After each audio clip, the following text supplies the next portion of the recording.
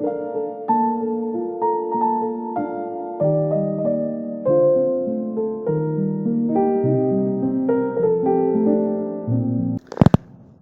انصر سے ہونے والی چند ملاقاتوں کے بعد امامہ نے پوری کوشش کی تھی کہ وہ دوبارہ کبھی اس کا سامنا نہ کرے، نہ اس کے بارے میں سوچے، نہ زینب کے گھر جائے، حتیٰ کہ اس نے زینب کے ساتھ اپنے تعلقات کو بھی اپنی طرف سے بہت محدود کرنے کی کوشش کی تھی۔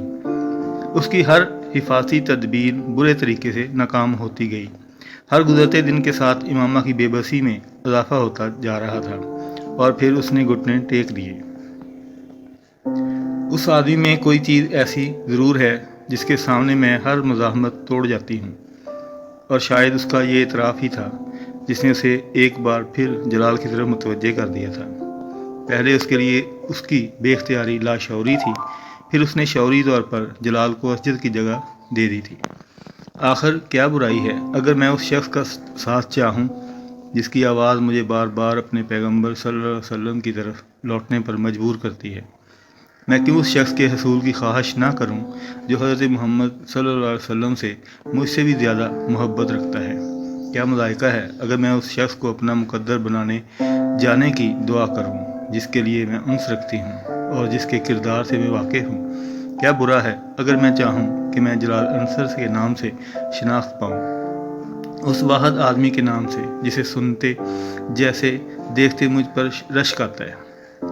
اس کے پاس ہر دلیل کی ہر توجیہ موجود تھی۔ بہت غیر محسوس طور پر وہ ہر اس جگہ جانے لگی جہاں جلال کے پائے جانے کا امکان ہوتا، اور وہ اکثر وہاں پایا جاتا۔ وہ زینب کی فون کرتی جب جلال گھر پر ہوتا، کیونکہ گھر پر ہوتے ہوئے فون ہمیشہ وہی ریسیو کرتا۔ دونوں کے درمیان چھوٹی موٹی گفتگو رفتہ رفتہ طویل ہونے لگی، پھر وہ ملنے لگے۔ جویریہ، رابعہ یا زینب، تینوں کو امامہ اور جلال کے ان بڑھتے تعلقات کے بارے میں پتہ نہیں تھا۔ جلال اب ہاؤس جاب کر رہا تھا اور امامہ اکثر ان کے ہاسپٹل جانے لگی۔ باقاعدہ اظہار محبت نہ کرنے کے باوجود بھی وہ دونوں اپنے لیے ایک دوسرے کے جذبات سے واقف تھے۔ جلال جانتا تھا کہ امامہ اسے پسند کرتی، اور یہ پسندیدگی عام نوعیت کی نہیں تھی۔ خود امامہ بھی یہ جان چکی تھی کہ جلال اس کے لیے کچھ خاص قسم کے جذبات محسوس کرنے لگا ہے۔ جلال اس قدر مذہبی تھا کہ اس نے اپنے اس بات کا تصور بھی نہیں کیا جا سکتا تھا کہ وہ کسی لڑکی کی محبت میں گرفتار ہو جائے گا۔ نہ صرف یہ کہ وہ محبت کرے گا بلکہ اس طرح اس سے ملا کرے گا، مگر یہ سب بہت غیر محسوس انداز میں ہوتا گیا۔ اس نے زینب سے اس بات کا ذکر نہیں کیا تھا۔ اس کے اور امامہ کے درمیان کسی خاص نوعیت کا تعلق ہے۔ اگر وہ یہ انکشاف کر دیتا تو زینب سے یقیناً امامہ کی اسجد کے ساتھ طے شدہ نسبت سے آگاہ کرتی۔ بہت شروع سے ہی وہ امامہ کو ایک ایسی نسبت کے بارے میں جان لیتا تو وہ امامہ کے بارے میں بہت محتاط ہو جاتا، پھر کم از کم امامہ کے لیے اس حد تک انوالو ہونے کا سوال ہی پیدا نہیں ہوتا جس حد تک وہ جا چکا تھا۔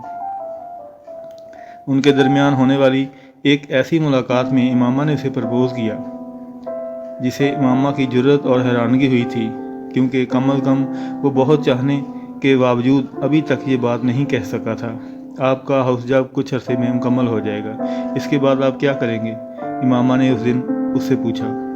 اس کے بعد میں اسپیشلائزیشن کے لیے باہر جاؤں گا، جلال نے بڑی سہولت سے کہا۔ اس کے بعد واپس آؤں گا اور اپنا ہاسپٹل بناؤں گا۔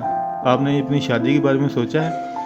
اس نے اگلا سوال کیا تھا۔ جلال نے حیران مسکراہٹ کے ساتھ اسے دیکھا۔ امامہ: شادی کے بارے میں ہر کوئی سوچتا ہے، آپ کس کے کریں گے یہ طے کرنا بھی باقی ہے۔ امامہ چند لمحے خاموش رہی۔ مجھ سے شادی کریں گے؟ جلال دم خود اسے دیکھنے لگا۔ اسے امامہ کے اس سوال کی توقع نہیں تھی۔ آپ کو میری بات بری لگی ہے؟ امامہ نے اسے گمسم دیکھ کر پوچھا۔ وہ یکدم جیسے ہوش میں آ گیا۔ نہیں، ایسا نہیں ہے، اس نے بے اختیار کہا۔ یہ سوال مجھے تم سے کرنا چاہیے تھا۔ تم مجھ سے شادی کرو گی؟ ہاں، امامہ نے بڑی سہولت سے کہا۔ اور آپ؟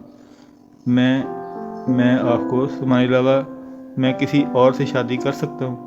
اس نے اپنے جملے پر امامہ کے چہرے پر ایک چمک آتے دیکھی۔ میں ہاؤس جاب ختم ہونے کے بعد اپنے ماں باپ کو تمہارے ہاں بھجواؤں گا۔ وہ اس بار جواب میں کچھ کہنے کی بجائے چپ سی ہو گئی۔ جلال: کیا ایسا ہو سکتا ہے کہ میں آپ سے گھر والوں کی مرضی کے بغیر شادی کر لوں؟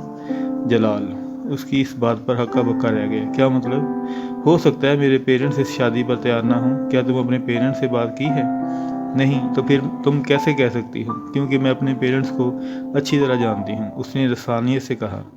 जलाल यकदम कुछ परेशान नज़र आने लगा। इमामा, मैंने ये कभी सोचा भी नहीं था कि मैं तुम्हारे पेरेंट्स को हम दोनों की शादी पर इतराज़ हो सकता है। मैं तो समझ रहा था कि ऐसा नहीं होगा, मगर ऐसा हो सकता है। आप मुझे सिर्फ ये बताएं कि क्या आप मुझे इस सूरत में मुझसे शादी करेंगे? जलाल कुछ देर खामोश बैठा रहा। इमामा इज़्तिराब के आलम में देखती रही। कुछ देर बाद जलाल ने अपनी खामोशी तोड़ी और कहा, हाँ, मैं तब भी तुमसे शादी करूँगा। मेरे लिए मुमकिन ही नहीं है कि अब मैं किसी दूसरी लड़की से शादी कर सकूँगा। मैं कोशिश करूँगा कि तुम्हारे पेरेंट्स इस शादी पर रज़ामंद हो जाएं, लेकिन अगर वो नहीं हुए तो फिर हमें उनकी मर्ज़ी के बगैर भी शादी करना होगी। क्या पेरेंट्स की इस शादी पर रज़ामंद हो जाएंगे? हाँ, मैं उन्हें मना लूँगा, वो मेरी बात नहीं टालते, जलाल ने फ़ख्रिया अंदाज से कहा।